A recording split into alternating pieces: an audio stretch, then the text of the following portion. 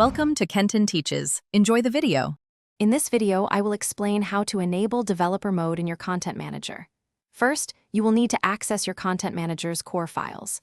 Use an SFTP client like FileZilla or your hosting provider's file manager to navigate to the root directory. Once there, locate the main configuration file, which is typically named config, PHP, or sometimes env. Open this file using a plain text editor. Next, within the configuration file, look for a line that defines the application environment or a debug setting. This line might look like app-env equals production or define debug mode false.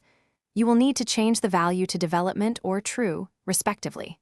For example, change production to development.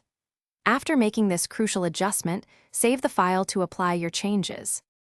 After modifying and saving the configuration file, it is essential to clear your Content Manager's cache.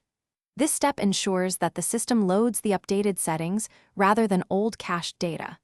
Many content managers have a built-in cache clearing option in their admin panel. Once cleared, navigate to your site. You should now see developer-specific information or tools, confirming that developer mode is successfully enabled. While developer mode is incredibly useful, it exposes sensitive information.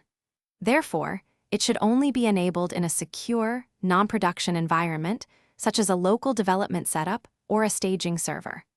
Always remember to disable developer mode once your development work is complete to maintain security and optimal performance. Regularly checking your configuration ensures your site remains secure and efficient. Thanks for watching. Please subscribe if this video was helpful.